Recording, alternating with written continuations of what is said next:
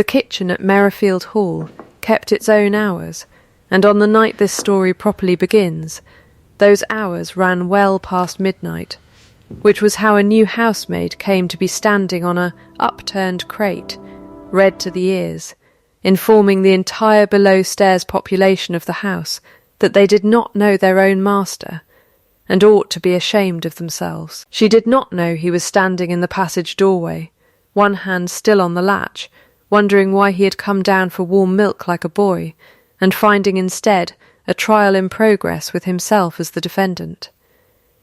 He had not smiled, by the housekeeper's private reckoning, in 4 years and some months, and the servants of Merrifield had stopped expecting him to. This is worth stating plainly at the outset, because everything that follows is the story of that reckoning going, slowly and against considerable resistance, wrong.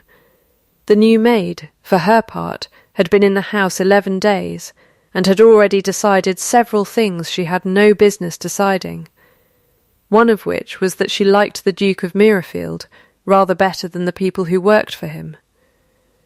Though she had exchanged perhaps 4 sentences with the man, and none of them had gone particularly well. Nothing about the coming winter went as the kitchen expected. But first, the letter. 3 weeks before she stood on that crate, Amity Birch had been sitting at her father's writing desk in the vicarage at Thistlewick, going through the drawers with the particular steadiness of a woman who has decided that grief, however enormous, will not be permitted to stop her hands from working. Her father had been the vicar there for 22 years, a mild and cheerful man who had taught her Latin because he enjoyed having someone to correct, and who had died on a Tuesday in March with no more ceremony than he had lived by, leaving her a small trunk, a large library, and no income whatsoever. She had wept for exactly 1 week, by her own private accounting, and then she had gotten up and gone to look for a position, because the alternative was to keep weeping, and weeping did not pay rent. You could go to your aunt in Bath, the new vicar's wife had suggested, not unkindly, over tea that tasted faintly of pity.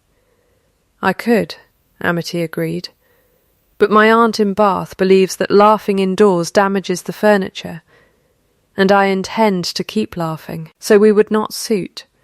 This was in fact the truest thing about her. She had inherited from her father not property, but a philosophy, delivered to her once when she was 9, and had fallen into the mill-pond in front of the entire congregation.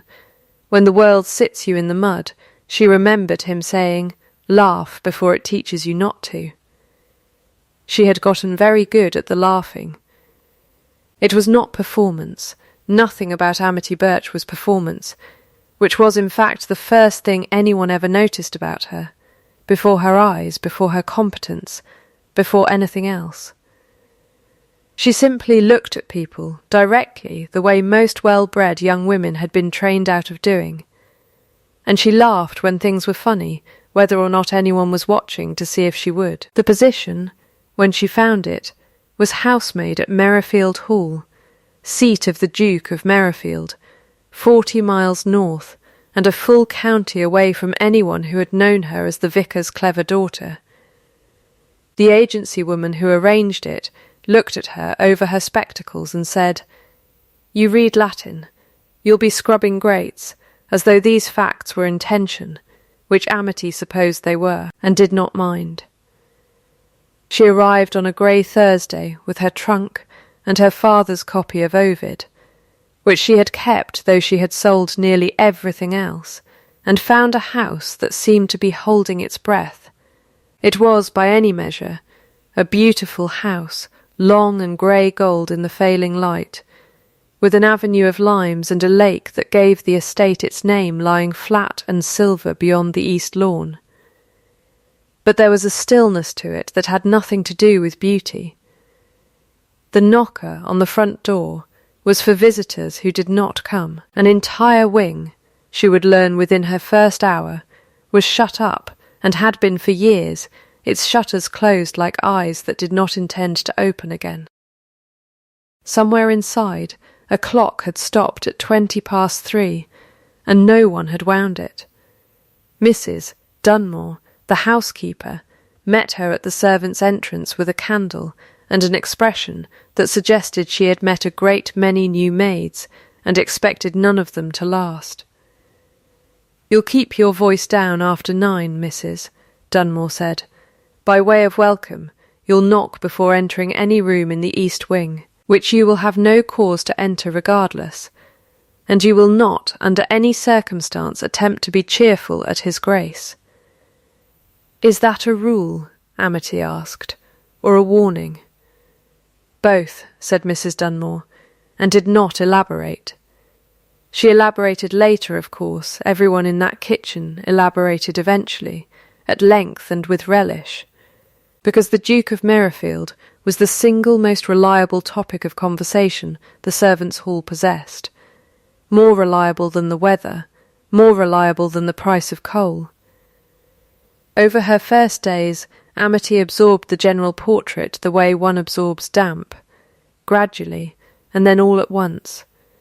He was cold. He was exacting. He had not raised his voice in living memory, which everyone agreed was somehow worse than if he had. He had buried his wife 4 years past, and had, in the servants' considered opinion, buried a good portion of himself alongside her. He did not attend the assemblies. He did not open the east wing.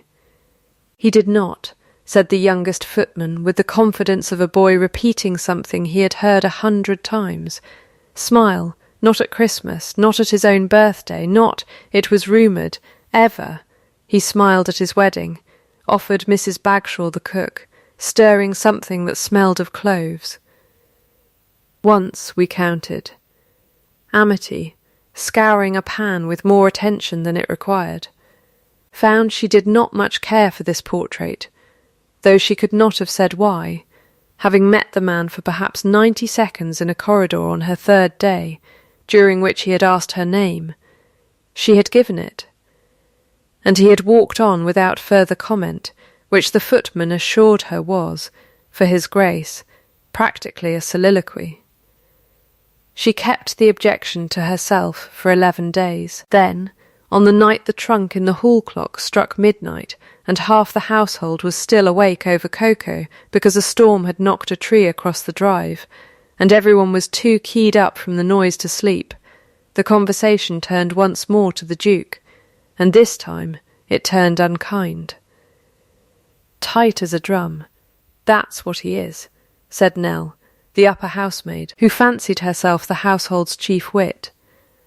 "Old Joseph's at the lodge gate hasn't had his roof mended in 2 years, and asked 3 times. His Grace can't be bothered. He raised the Widow Carrow's rent the very month her husband died, someone else put in. Everyone knows it. He'll not so much as look at a body unless they're bowing," said a third, and there was a general murmur of agreement. The comfortable, well-worn murmur of a story that has been told so many times it no longer requires evidence, and it was at this point that Amity Birch, without entirely deciding to, put down the stocking she was darning, and stood up on the crate she'd been using as a footstool.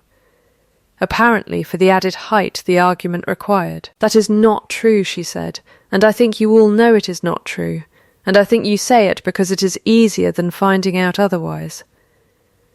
The kitchen went, briefly, very quiet. The particular quiet of a room recalibrating its opinion of a girl it had assumed it understood. "You've been here a fortnight," Nell said, not unkindly, but not warmly either. "What would you know of it? I know that a man who raised the Widow Carrow's rent would not also, and I heard this from Tobias not 3 days past, have quietly forgiven the Hendricks family 2 full quarters when their barn burned. I know a man too tight to mend a roof does not pay a physician's bill in Nethercombe, without putting his own name to it. I know it because I read the household accounts book left open on the estate office desk while I was laying the fire this morning, which I ought not to have done, and I am not sorry. because it told me a different story than the one you are all so fond of telling. You read his private ledgers, Mrs. Bagshaw said, scandalised and delighted in equal measure. I looked at the page that was open, Amity said. There is a difference, and I intend to maintain it. He'll turn you off if he hears you've been poking about his desk, Nell warned. Then he may turn me off for reading numbers correctly, Amity said, which strikes me as a very odd offence. And I shall have to find that funny on my way out the gate. And she did laugh then, not loudly, not for effect, simply because the picture of it, herself dismissed for arithmetic, struck her as genuinely absurd, and the laugh arrived the way it always did, unbidden and entirely her own, and it filled the low kitchen right up to the beams. In the passage doorway, where he had come down 20 minutes earlier, meaning only to fetch warm milk for a headache he would not have admitted to, Edmund, Duke of Mirrorfield, stood with his hand still on the cold iron latch, and did not go in. He had heard every word. He had come, in fact, close enough to interrupt at least 4 separate points, and had not. Telling himself it was rude to intrude on servants' hours, which was true, and also not remotely the reason. The reason was that no one in 4 years had defended him to a room that did not know he could hear, which was, he understood dimly, the only kind of defence that meant anything at all.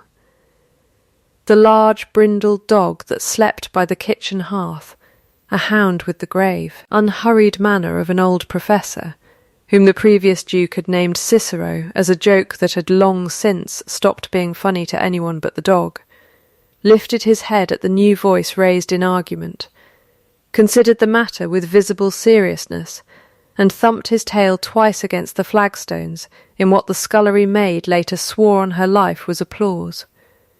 Edmund withdrew before anyone saw him. He carried no milk back up the stairs. He lay awake a long while turning the sentence over, I read numbers correctly, as though it were a coin he had found, and could not decide whether to spend. And when Mrs. Dunmore came in the next morning to ask whether his Grace required anything, he asked, without any preamble at all, which of the new maids had been assigned to the estate office grate.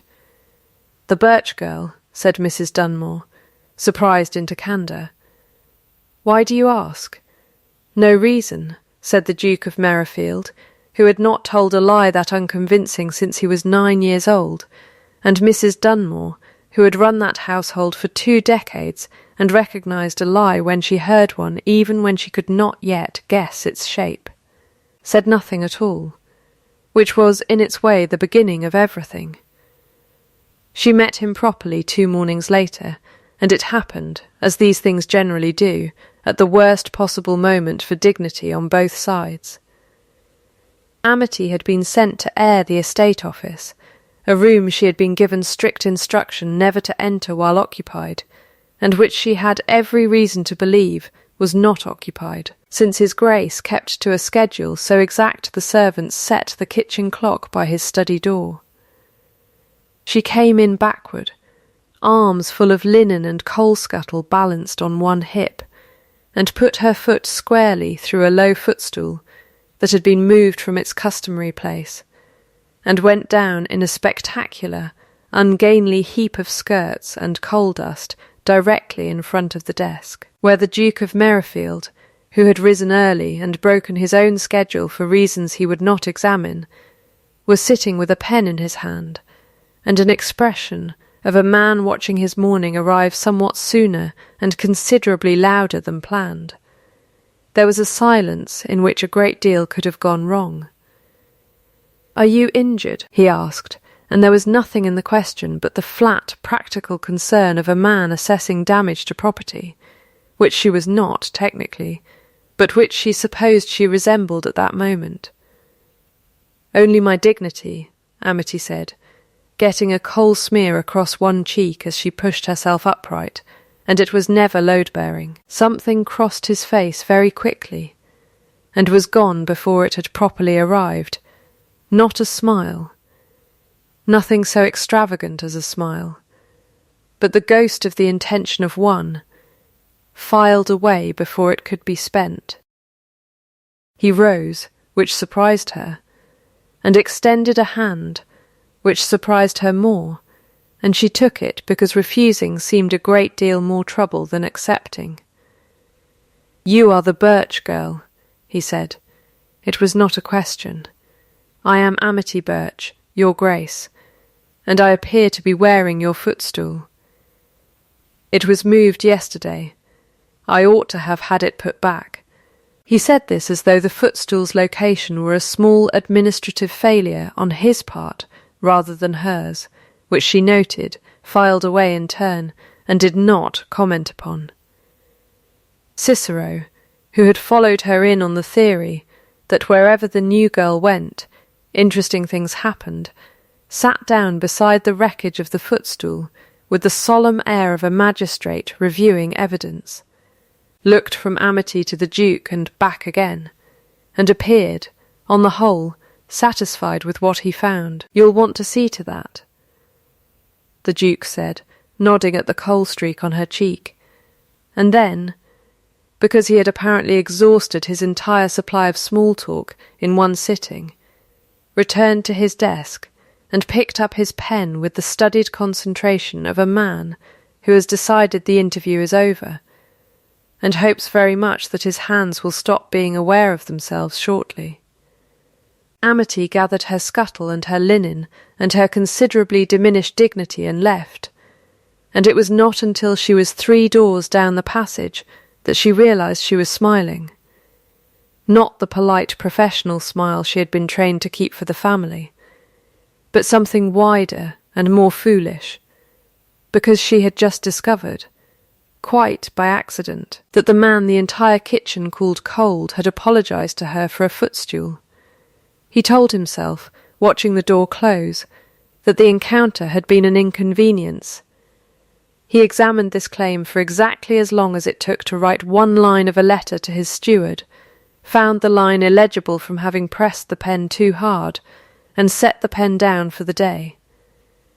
He did not, of course, mention the previous night in the kitchen. That confession he was keeping, for reasons he had not yet named to himself, and it would be some while before he found the nerve to spend it.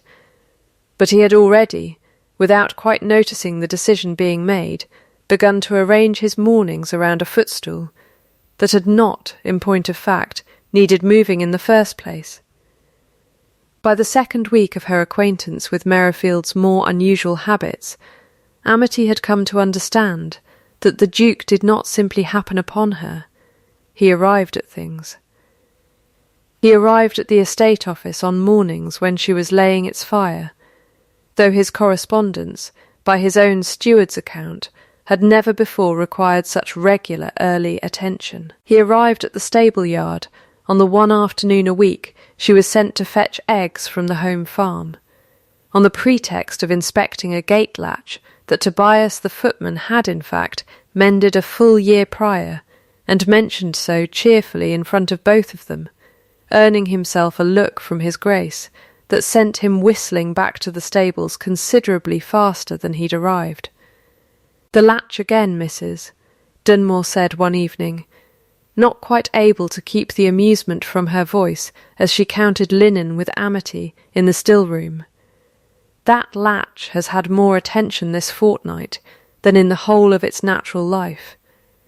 "I hadn't noticed," Amity said. Which was a lie so poor even she did not attempt to make it convincing, and Mrs. Dunmore, folding a pillow-slip with great concentration, allowed herself the smallest smile of her own, and said nothing further, though she began, from that week on, to find rather a lot of reasons to send the new maid toward whichever part of the house his Grace happened to be inhabiting. It was, in fact, on one such errand, carrying a query about the household accounts up to the estate office, a task any of 3 other maids could have performed, that Amity had her first real occasion to prove herself useful rather than merely underfoot, and it happened because Mr. Hulsey, the land agent, had come up from the village in a state of some agitation over a dispute with a tenant farmer named Corrie, who claimed he had paid his Michaelmas rent in full, and Mr. Hulsey's book said he had not. It is simply a matter of the figures not agreeing. Your Grace, Mr. Hulsey was saying, spreading 2 ledgers across the desk with the harried air of a man who had already had this argument twice that morning, and Corrie insists he has witnesses, though witnesses to an exchange of coin are worth precisely as much as the coin itself, which is to say nothing at all, without the paper to match. Amity, setting down the tea-tray she had been sent up with, glanced at the open pages without meaning to, old habits, her father would have called it, and told her so often enough that she'd stopped apologising for it, and said, before she had quite decided to speak at all, "May I look at the original receipt book rather than the fair copy?" Both men turned to her. Mr. Hulsey looked as though a teapot had addressed him. The Duke did not look surprised at all, which she would think about later and find curious. The fair copy is a summary, Amity went on, emboldened now that she had begun, written up at month's end, and summaries are where errors like to hide, because no one checks their arithmetic against the source a second time. If Mr. Corrie paid in the last week of September, it is possible the entry was made in the wrong column and carried forward wrong from there. It happens most often at the turn of a quarter, when a clerk is thinking about the next book rather than finishing the last one properly. Mr. Hulsey, after a long pause, went and fetched the original receipt book, muttering. It took 11 minutes to find it, an entry dated the 29th of September, correctly witnessed, incorrectly carried into the wrong tenant's column 2 lines below where it belonged, so that Corrie's payment had, on paper, become half of someone else's rent and vanished from where it ought to have stood. "Well," said Mr. Hulsey, staring at the page as though it had personally wronged him. "I owe Corrie an apology, then, and his good name back," the Duke said. He said it simply, without any of the defensiveness Amity had half expected from a man caught in an error, and something in the plainness of it, the total absence of any attempt to minimise or excuse the mistake, struck her as more telling than anything the kitchen had told her in either direction. "You'll want to send word today," she said. A man accused of not paying his rent does not sleep well waiting for the accusation to be corrected. No, the Duke agreed, already reaching for paper. He would not. He glanced up at her, and there it was again, the same flicker from the estate office floor, arriving and departing almost inside the same second. An almost smile so brief that had she not been watching for it specifically, deliberately, she would have missed it entirely. She did not miss it. She counted, out of some instinct she could not have explained, and put the number away in a private ledger of her own, 1 second, perhaps less. "You read the books very quickly for a housemaid, Mr. Hulsey said, once he had recovered himself, in the tone of a man not quite sure whether he was paying a compliment or lodging a complaint. "My father kept the parish accounts for 2 decades, and taught me alongside himself, on the theory that a curate's daughter ought to be useful for something besides embroidery," Amity said. "I was never any good at embroidery." "Thank goodness," the Duke said, and it was said so dryly, so entirely without inflection, that it took her a full 3 seconds to understand she had just been made the recipient of a joke, delivered with a face so composed it might have been carved. And she laughed, the real laugh, the involuntary one, filling the office the way it had filled the kitchen a fortnight before, and this time there was no doorway between them and no darkness to hide him. And he had to look down rather quickly at Corrie's account and pretend to be reading it again. Below stairs that evening, the ledger the servants had been keeping without ever quite naming it, as one gained a fresh entry. He apologised to a tenant farmer in writing, Mrs. Dunmore reported to the assembled kitchen, with the satisfaction of a woman delivering evidence in a trial she had a personal stake in winning. This very afternoon, Miss Birch found the error.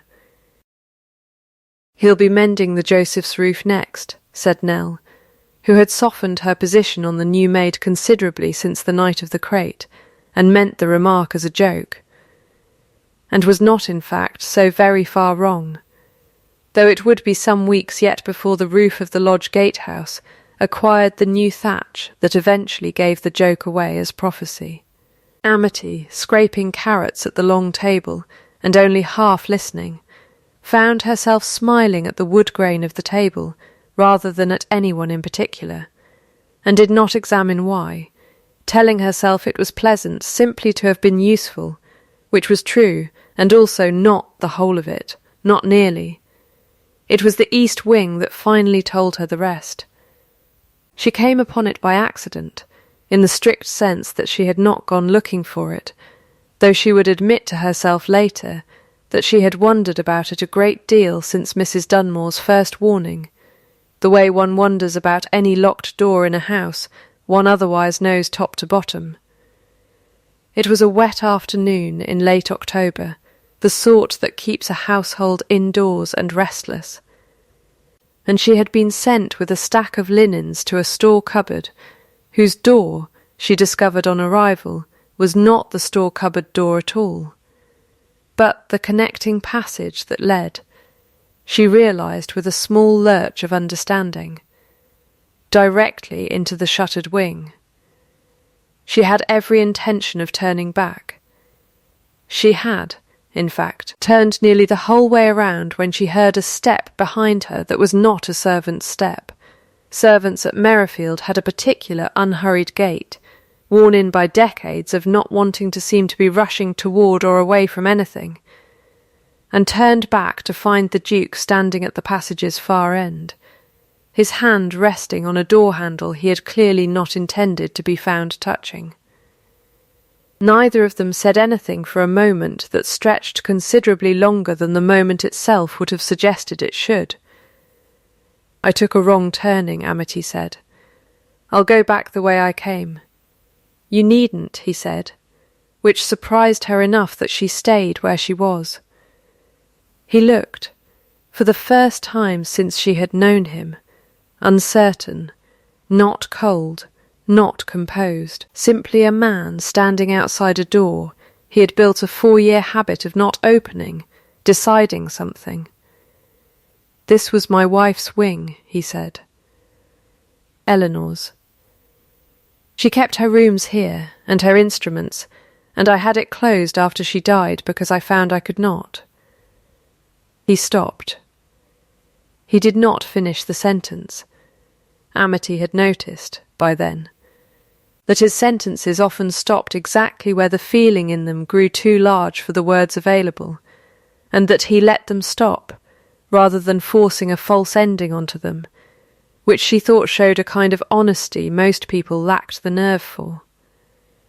"You don't have to explain it to me," she said. "I know I don't." He was quiet a moment. "I find I want to, regardless, which is new, and I haven't decided yet what to make of it." She did not press him further, though everything in her wanted to, not out of a housemaid's curiosity, but out of something that had begun, without her quite giving it permission, to feel a great deal like care.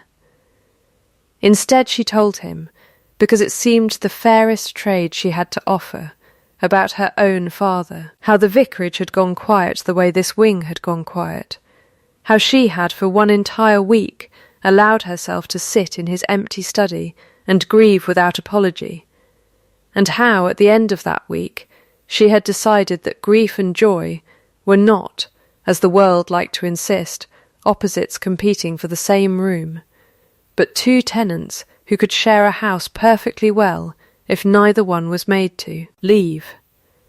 "He taught me to laugh at the mud," she said, not because the mud stopped mattering, but because laughing was the only part of the whole business I still had any say over. The Duke looked at her for a long moment in the grey light of that ruined passage, and something in his face worked very hard to stay composed, and did not entirely succeed, and he said quietly, "I have not been in this room in 4 years," nodding at the door his hand still rested on. "And today, for reasons I cannot fully account for, I find myself considering it." And Amity Birch, who was beginning to understand a great deal about this house and the man who ran it, said only, "Then I'll leave you to consider it in peace," and went, and did not look back. Though she wanted to, badly, he did not go in that day. But he stood at that door for the better part of 10 minutes after she had gone, and the following Thursday, without telling anyone. He had the shutters on 2 of its windows opened for the first time since the funeral, to let in, he told himself, some air, and told no one that it had been considering at all. The courtship that followed had no single beginning anyone could later agree upon, which was, Amity would come to think, rather the point of it. It accumulated the way frost accumulates, one still, unremarkable night at a time, until a person woke to find the whole world changed and could not say exactly when it had happened. It began, perhaps, with the gloves. She found the first pair on a bench in the estate office, split cleanly along one seam, left behind, she assumed, for the laundry to deal with, until Mrs. Dunmore informed her that His Grace mended his own tack and his own gates, and had never in living memory left a torn glove for anyone but a valet, who had died the same year as the old Duke, and never been replaced. Amity, who had learned needlework from a mother who died before she could finish teaching her, and had finished the lesson herself out of necessity, mended the seam that evening with small, even stitches, and left the gloves back on the bench without comment. They disappeared. 2 days later a different pair appeared in their place, torn at the thumb this time, and she mended those as well, and said nothing, and he said nothing, and this became, without either of them ever naming it as a ritual, exactly that, a ritual, wordless and entirely theirs, conducted across an empty desk like a correspondence written in thread. It joined itself to other habits that arrived the same quiet way. He began to walk the lane toward the home farm on Thursday afternoons, which was, by strange coincidence, the exact hour she was sent for eggs, and neither of them remarked upon the coincidence, though both privately understood it was no such thing. He asked her opinion on the account books more than strictly necessary. She began leaving a small paper twist of the Peppermints Misses. Bagshaw kept for the children's visits on the corner of his desk, because she had noticed once that he kept a tin of them in a drawer and never touched it, and she thought a tin of untouched sweets was one of the saddest small objects she had encountered in that whole large, sad-edged house. They fell into walking the lane together on Thursdays. Mrs. Dunmore told Mrs. Bagshaw, in the tone of a woman filing an official report. Neither of them has said a word about it to me. It has simply become true. Best sort of true there is, said Mrs. Bagshaw, and went back to her pastry, satisfied. It was in the second week of this quiet accumulation that the east wing opened further, not all at once, not dramatically, but room by careful room, as a man tests weight on a leg he has not trusted in years. The music room's shutters came down next. The pianoforte inside was found, when Amity was sent to air the room still in tune, or nearly, as though some part of the house had simply been waiting to be permitted to sound again. She used to play in the evenings, the Duke told her, standing in the doorway rather than entering fully, the way he still did with most of that wing, testing its flaws before trusting his full weight to them, nothing very accomplished. She played badly and enjoyed it enormously, which I have come to think is the better of the two ways to play anything. He paused. I have not been able to listen to anyone play since. I don't play, Amity said. I could learn to play badly, if it would help. I understand I have a natural talent for it. It was not, on paper, a very good joke, but something in the flatness of her delivery, matched so precisely against his own, undid whatever careful composure he had been maintaining, and the corner of his mouth moved, not the flicker this time, not the 1 second ghost she had been counting since the estate office floor, but something that held for a genuinely observable interval, long enough that she saw it, and long enough she would learn later that Tobias the footman, passing the open door with an armload of wood, saw it too and very nearly dropped the entire load in his hurry to report the sighting below stairs. That, said Mrs. Dunmore, upon receiving Tobias's breathless account that evening, is the first one anybody has seen in 4 years. She said it quietly, and there was something almost reverent in the quiet, the way a person speaks of a first frost or a first snowdrop, a small thing, noted and dated with more care than its size alone would seem to warrant, because everyone in that kitchen understood, without needing it explained, exactly what they were counting toward. Amity, for her part, walked back to her small attic room that night, turning the moment over with a private foolish happiness she did not entirely trust herself to examine. Because to examine it fully would have required admitting what it meant that she had begun to keep her own ledger alongside the household's, not of his kindnesses this time, which she had defended to a room full of strangers before she'd even properly met him, but of his smiles, dated and treasured, each one a small, hard-won coin she was saving, without yet knowing what she meant to spend them on. She did not have to wait very long to find out. The rain that trapped them together came, as the best rains do, without any warning at all. A grey morning that had promised nothing worse than damp underfoot turned, by early afternoon, into a full autumn deluge that sent half the household scrambling for washing left out to dry, and the other half simply standing at windows, watching the lake vanish into silver sheets of water. Amity had been sent to the walled garden to bring in the last of the herbs before the frost properly set in, a task she had nearly finished when the sky opened in earnest, and she took shelter, as anyone would, in the small stone garden house at the far end of the wall, a building that had once been a proper folly, with a bench and a good roof and a view, on clear days, of the lake beyond the hedge, and which she discovered, on stepping inside, dripping and breathless, was already occupied. "You'll want to sit," the Duke said, moving along the bench to make room, in a tone that suggested this was simply a practical suggestion, and not, as they both understood it privately to be, an invitation to something considerably larger than a dry seat.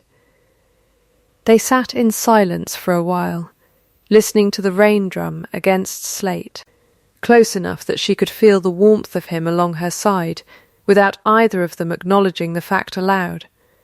And it was he, in the end, who broke the silence, which surprised her, because in her experience thus far it had always been her sentences that opened the ground between them and his, that filled in carefully afterward. "I was in the passage the night you defended me in the kitchen," he said. She turned to look at him fully for the first time since she'd come in out of the rain. "You were there." "I came down for milk."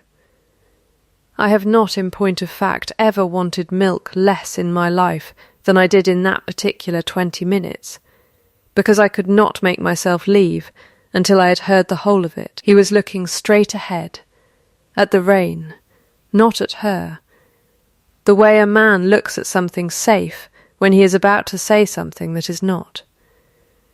No one had said anything of the kind about me in 4 years. I am not certain anyone had said anything of the kind about me before that, in point of fact, not with quite that much. He stopped, the way he did, and let the sentence sit unfinished between them, rather than forcing a poor word into the gap it had left. "Conviction," Amity offered. "Yes," he said. "That? You had known me 4 sentences, and you argued for me as though you had known me my whole life. Against people who had known me considerably longer and drawn a different conclusion, and I have thought about it nearly every day since, and I could not tell you why, except that it felt." Another stop. This time she let it sit as long as he needed, watching the rain instead of him, giving him the same courtesy he so often gave her sentences. "It felt like being seen," he said finally, rather than simply looked at. I had forgotten there was a difference. Amity found, to her own surprise, that her throat had gone tight. "My father used to say that love is only ever accurate attention," she said, though he generally meant it about God, and I don't imagine he had housemaids and dukes in mind when he said it. "I imagine he would forgive the application," the Duke said, and there was something so dry and so gentle in it together that she laughed, not the full, unguarded laugh this time, but a smaller, warmer cousin of it, the kind that comes from the chest rather than bursting from it, and in the small stone house, with the rain coming down around them like a wall built specifically to keep the rest of the world out for exactly as long as they required. He told her, in pieces, self-interrupted and unpolished, and entirely honest, about Eleanor, how she had died of a fever in a single terrible week, how he had closed the wing not because he wished to forget her, but because he had not known, at the time, any other way to survive remembering her, how the account books and the schedules and the exact, ordered hours of his days since had been less a temperament than a splint, something he had built to hold a broken thing together while it mended, except that he had never quite gotten around to taking the splint off. Because taking it off would have meant admitting the thing underneath might, after everything, actually be healed. "I don't know that it is, entirely," he admitted. "But I have opened 3 rooms this month that I had not opened in 4 years, and I find I know exactly why, and it makes the account books considerably harder to keep my mind on than they used to be." Amity said nothing for a moment, and then she reached over, not dramatically, not as a grand gesture, but simply, the way one reaches for a hand that happens to be near, and happens, at that moment, to need holding, and took his, and he let her, and neither of them said anything further about it, because there was, for once, nothing that needed saying. When the rain finally slackened enough to permit the walk back to the house, he did not immediately let go of her hand, and when he finally did, at the garden gate, in sight of the kitchen windows, he said, with the particular gravity of a man handing over something valuable, "Keep this pair," and pressed a folded pair of gloves into her palm, whole, unmended, never worn, Maid. She would learn later, to her own measurements, taken discreetly from Mrs. Dunmore some days before, though at the time she only turned them over once in her hands, and understood, without being told, that something between them had shifted from ritual into declaration, even if the largest declaration of all still lay some distance ahead.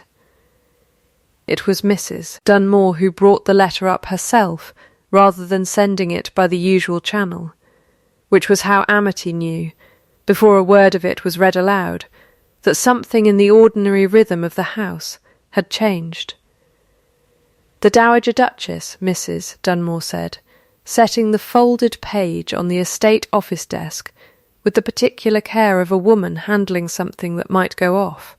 writes that she intends to visit before the month is out. She has, it says here, heard reports. The Duke, reading it over, went very still in a way Amity had learned to read as its own kind of speech. My grandmother, he said, by way of explanation, does not travel 40 miles in November for a visit of no consequence. She travels 40 miles in November to conduct an inspection. Of the house? Amity asked. Of me, he said.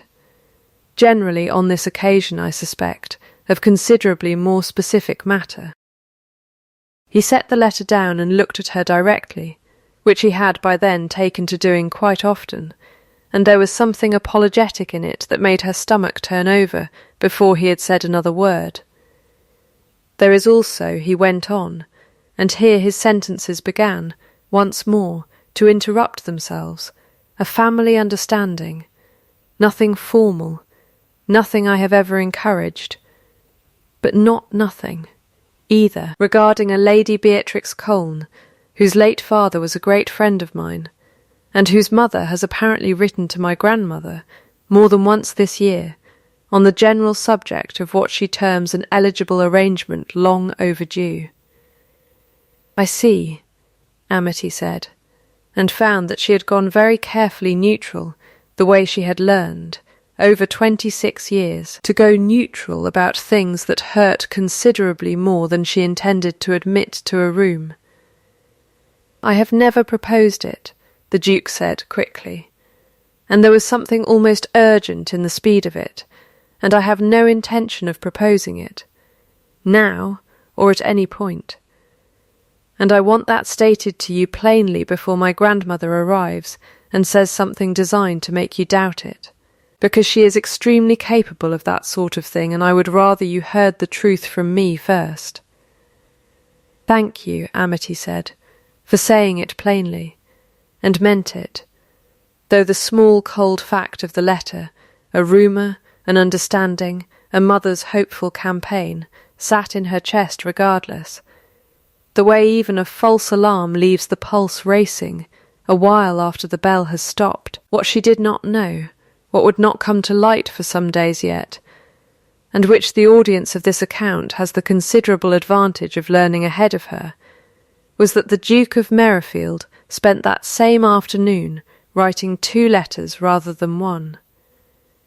The first, brief and businesslike, went to Lady Beatrix Colne's mother, stating with entire courtesy and entire finality that no arrangement existed nor would be sought, and thanking her for her long friendship with his late father, which he hoped would survive the disappointment. The second, considerably longer, went to a solicitor in the county town, instructing him to see to it, quietly and without any mention of the Duke's name if it could possibly be managed, that the roof of the gatehouse at Thistlewick parish, the very parish, though he had not told her he knew this, where a mild and cheerful vicar named Birch had once taught his daughter Latin, and kept the accounts for 2 decades, was mended before the winter set in properly, in memory of a man he had never met, but whose daughter, he had come to think, owed a great deal of who she was to him, and deserved to know that debt honoured even if she never learned who had honoured it. He told no one below stairs. He told, in fact, no one at all, which was rather the point of it, and it would be Mrs. Dunmore, receiving an oddly specific inquiry from the solicitor's clerk about roofing costs at a parish 40 miles distant, who first pieced together what her employer had quietly done, and who kept the knowledge to herself for exactly as long as it took her to find a private moment with Mrs. Bagshaw, at which point it entered the kitchen's general ledger of evidence with the solemnity of Scripture. He's paying for a roof in her own home parish, Mrs. Dunmore reported, and never said a word to her about it, and never means to, unless I miss my guess entirely, which I do not. That, said Mrs. Bagshaw, setting down her rolling pin with the gravity the occasion demanded, is either the most romantic thing I have heard in 30 years of service, or the most foolish, and I cannot for the life of me decide which. Can it not be both?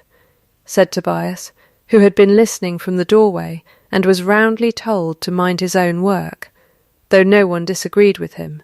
The Dowager Duchess arrived on a Tuesday, in a carriage entirely too large for the errand, accompanied by 2 dogs of dubious temperament, and an opinion on nearly everything the house had done differently since her last visit, and installed herself in the best guest-room, with the settled air of a general taking a garrison.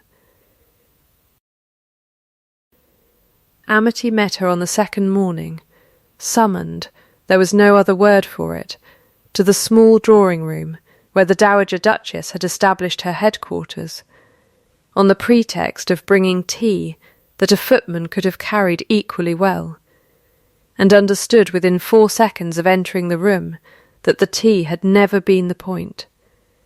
Lady Cordelia, Dowager Duchess of Merrifield, was a small woman built along severe lines, with sharp eyes the exact grey of her grandson's, and a talent, honed over 7 decades, for making silence do the work most people required words for. She looked Amity over from the crown of her plain cap to the hem of her plain gown, without comment for a period of time that felt considerably longer than it likely was, and then said, "Sit, Your Grace," Amity said, and sat. "You are the girl who reads ledgers. I am the girl who read one ledger once that happened to be open, and found an error in it. I understand the story has grown a great deal larger in the telling. Most true stories do, in this house," the Dowager said, with something that might, in another woman, have been the beginning of amusement. "My grandson has smiled twice in front of witnesses this month. Do you know how many times he smiled in the 4 years prior?" "I could not say precisely, Your Grace." "Neither could I, which is itself the answer. I have it on the housekeeper's authority, and Dunmore does not exaggerate, whatever else her failings, that the number was so low as to be scarcely countable at all." The Dowager set down her own cup with a precise click. "You will understand, I hope, why I have come 40 miles in poor weather to look at the cause of so remarkable a change, and why I intend to satisfy myself thoroughly as to what precisely that cause is made of, before I permit myself to be glad of it." "I would think less of you if you didn't," Amity said, and meant it, and something in the directness of the answer seemed to please the old woman more than any amount of deference could have. What followed was, by any honest account, an interrogation, conducted over the better part of 2 hours, and ranging with unsettling precision across Amity's father, her education, her prospects, her intentions, her opinion of the estate's tenants, her opinion of the late Duchess Eleanor, asked so bluntly that Amity felt the whole room go tense around the question, and her opinion, delivered without any softening whatsoever, of what she believed love was owed to be built upon. "He is a duke," the Dowager said at one point, testing. "You are a housemaid. The world will say a great many unkind things about what you are really after." "The world may say what it likes," Amity said. "I did not come to this house looking for a duke. I came looking for honest work, and I found instead a man everyone had decided to stop looking at properly, and I found I could not stop myself from looking at him properly, because it turns out to be a very hard habit to break once you've started it. If that is ambition, Your Grace, it is a very poorly aimed sort, since I had no notion, when I began, of where it would lead, and would have gone on regardless.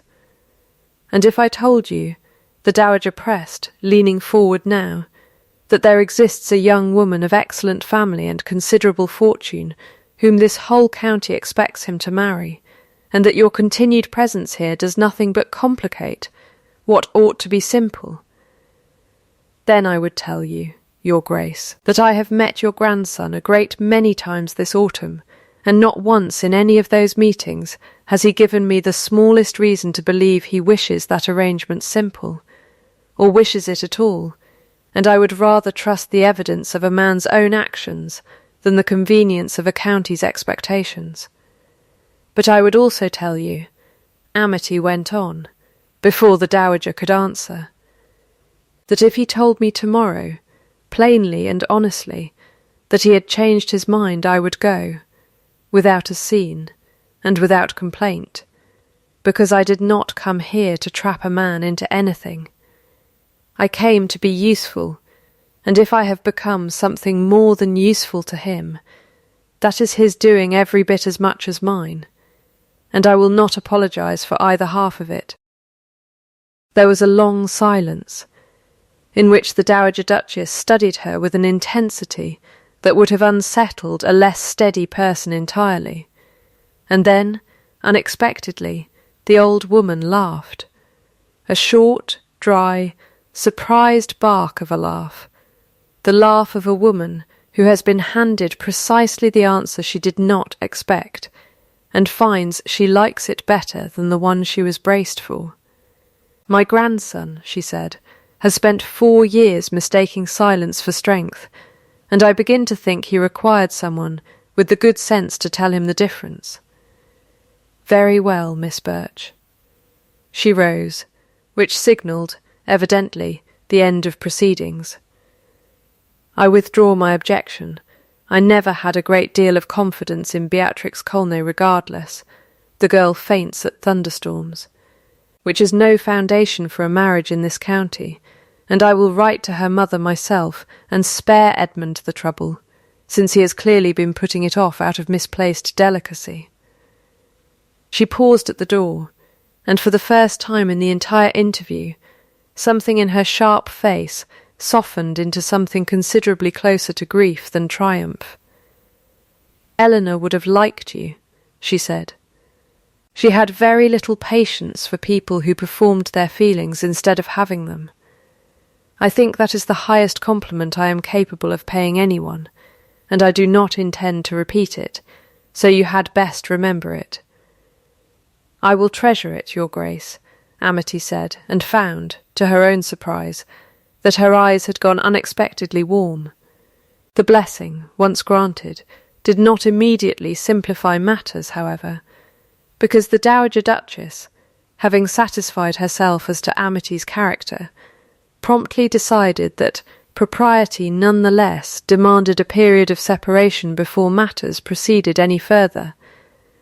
"So the county cannot say I permitted an unseemly haste, whatever I privately believe of the outcome, and arranged, with the brisk efficiency of a woman used to being obeyed, for Amity to spend a fortnight assisting her own household at Colston House, 40 miles distant, under the entirely transparent pretext of needing a companion with a good hand for figures."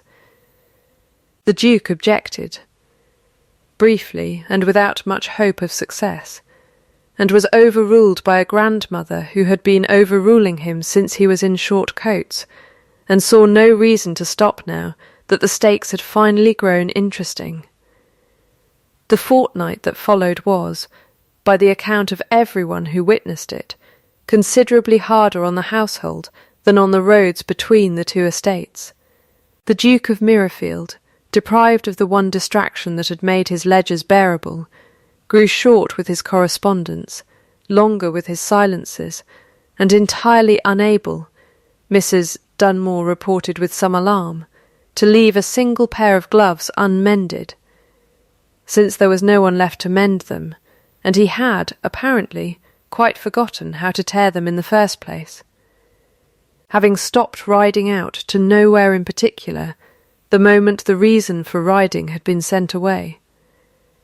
Cicero the hound took to lying across the threshold of the estate office each evening, and refusing to be moved, which Tobias declared, with the confidence of a boy who had studied the animal closely, was a dog conducting his own private vigil, and no one in the kitchen was inclined to argue the point.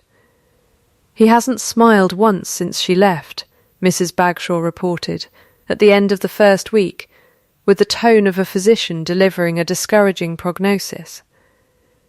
Not once.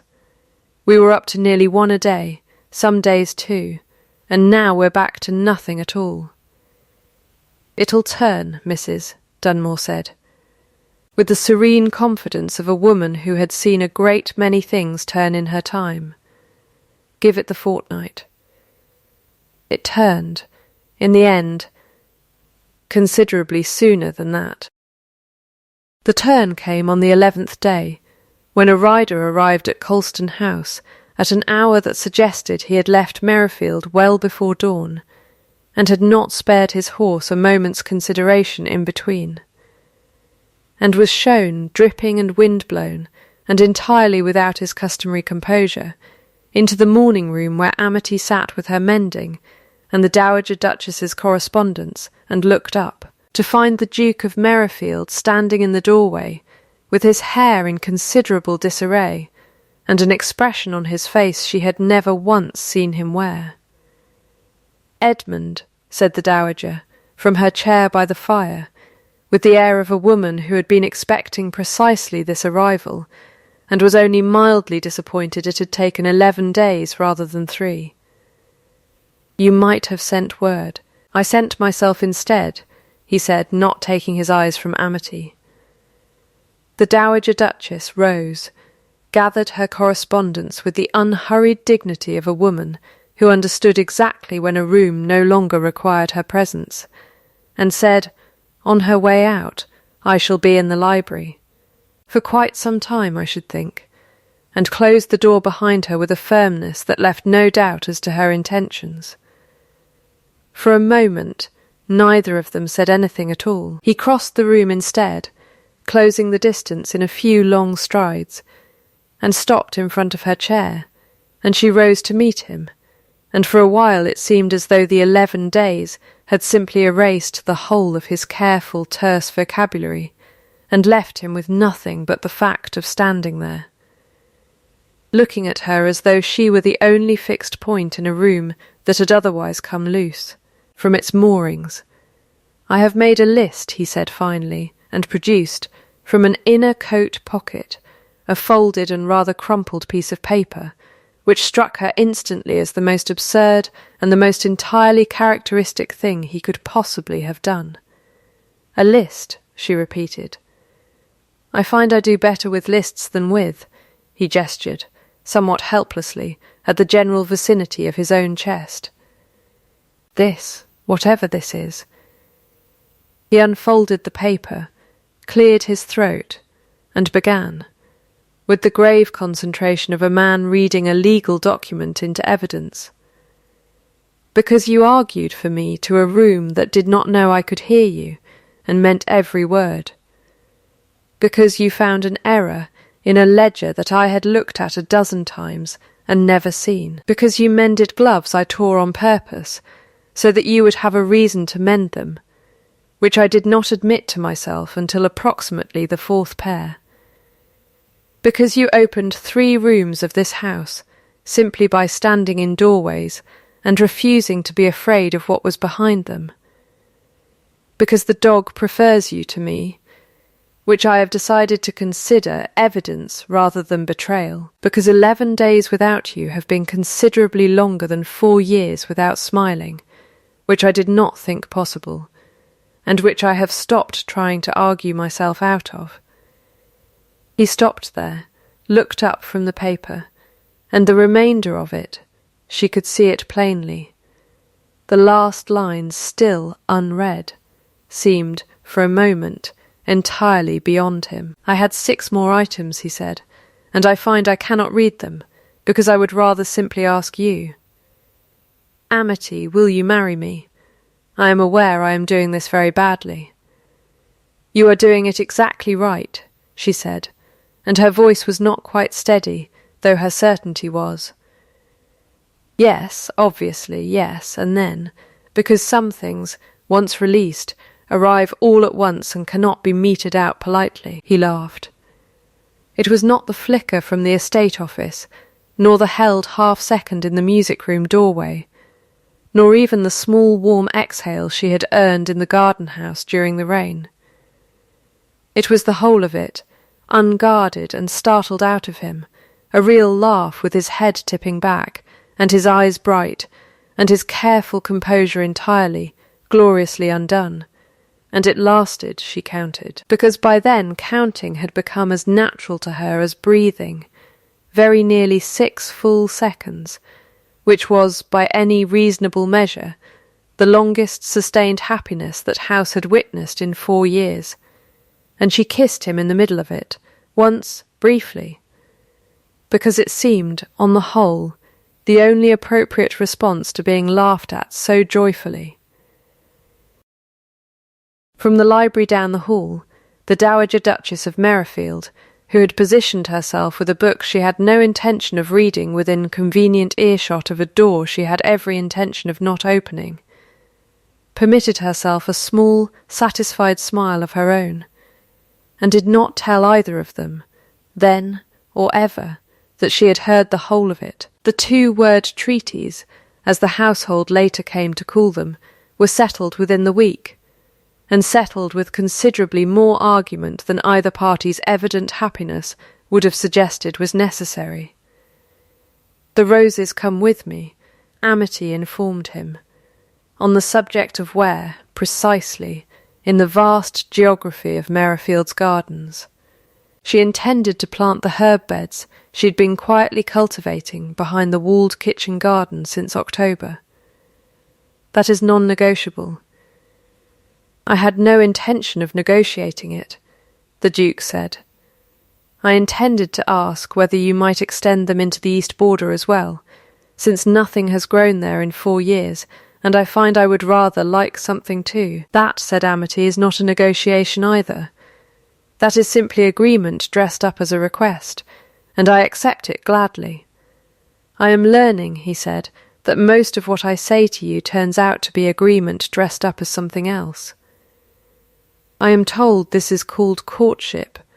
I am told it is called marriage, shortly, she said, and that we ought to discuss the pianoforte before Mrs. Dunmore does it for us. The pianoforte was, in fact, already the subject of considerable below-stairs discussion, along with the wedding itself, which the Duke insisted, over his grandmother's mild protest that a duke's wedding ought to be an occasion for the whole county, be kept small, the parish church at Merrifield, the household in its Sunday best, no guests beyond Lady Cordelia, and a scattering of neighbours too kind to be left off the list. And Cicero the hound, who attended entirely without invitation, having simply followed the wedding party the half-mile from the house to the church, and refused, with the quiet, immovable dignity that had characterised his entire long career, to be shooed back home, and who sat through the whole ceremony at the end of the front pew, with the solemn bearing of a magistrate finally content that a long-running case had been correctly decided, and who was widely agreed afterward to have wept not at all, though Tobias insisted his tail had thumped 3 times at the exact moment the vows were exchanged, which everyone chose to believe, regardless of whether it was strictly true. Mrs. Dunmore, who had run that household with dry efficiency for 2 decades, and had not, by her own account, cried at a wedding since her own sister's some 30 years prior, was observed by no fewer than 4 witnesses to weep openly through the whole of the register signing, and denied it fiercely to each of them in turn, and cried again, privately, that evening, over nothing more dramatic than folding a set of good linen for the new Duchess's trunk. Because some things simply arrive at their own hour, and cannot be scheduled to more convenient ones. The wedding breakfast that followed was, by the standards of the county, a modest affair, and by the standards of that particular kitchen, the largest celebration it had staged in longer than anyone could readily recall, Mrs. Bagshaw outdoing herself on a cake she had been secretly practising for a full month, the servants' hall given its own small feast in the evening once the families had concluded, and a toast offered by Mrs. Dunmore that began with considerable dignity and ended, halfway through in tears she no longer bothered denying, to general and affectionate laughter from the whole assembled staff. To Miss Birch, she said, raising her glass, and then corrected herself, to her Grace, who read one ledger she oughtn't have, and put the whole of this house back together besides. And the toast was drunk with a warmth that owed nothing at all to the quality of the wine, and everything to the particular, hard-won relief of a household that had spent 4 long years waiting, without quite admitting it was waiting, for exactly this. Spring came to Merrifield the following year the way it comes to houses that have finally, properly thawed, not gradually, as it comes to ordinary places, but all at once, as though the ground itself had been saving up its blossoming for a household that had finally earned it. The east wing stood open now from end to end, its windows unshuttered, its floors swept and its furniture uncovered, and Eleanor's portrait, once turned to the wall in the long gallery, had been turned back to face the room again, hung not in the position of a shrine, but in the position of a beloved aunt, looking benevolently down on a household that had grown to include her memory rather than around it. And it was Amity herself who had suggested, gently, that it be hung there, because she understood, better than most, that love need not compete with love in order to coexist beside it. The pianoforte in the music room was played most evenings now, badly, by general household consensus, and enjoyed enormously, exactly as its first mistress had intended it to be, and the Duke of Merrifield had been heard, on at least 2 occasions, attempting the bass line of a country air, with an enthusiasm considerably outrunning his accuracy, to the great and vocal delight of his wife, who never once let him forget either fact. The clock that had stopped at 3:20 had been wound and kept running, and no one below stairs had needed to be told what that particular small correction meant, though several of them had cried a little. Privately, the first evening they heard it strike the hour properly again. He smiled now.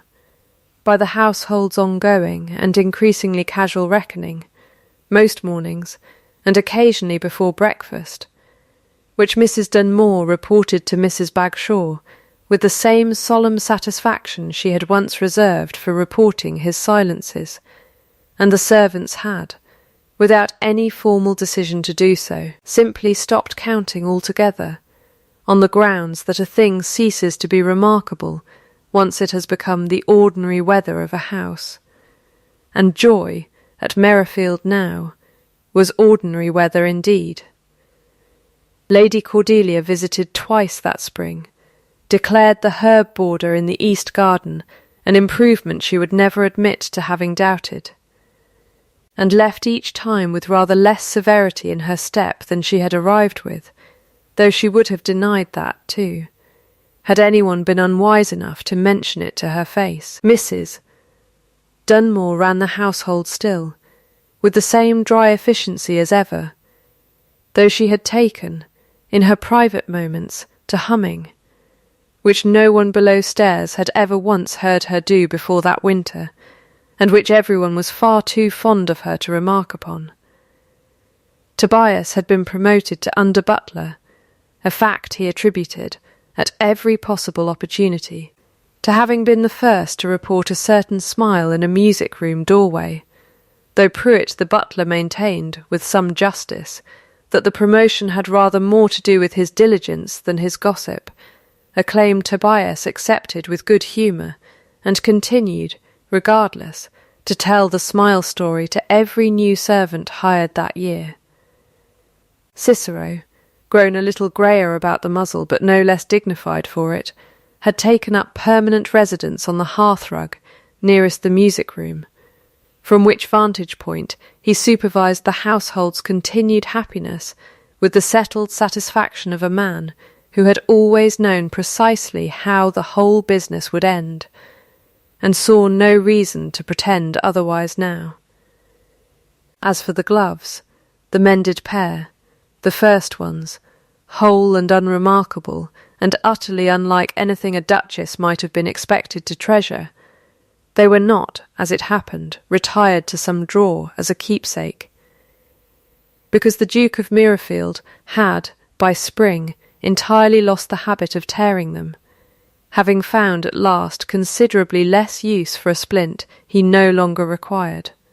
Instead, they sat in plain view on a shelf in the estate office, unremarkable to any visitor who did not know their story, and treasured beyond all reasonable proportion by the two people who did, who passed them 12 times a day, without comment, and without ever quite failing to notice them either.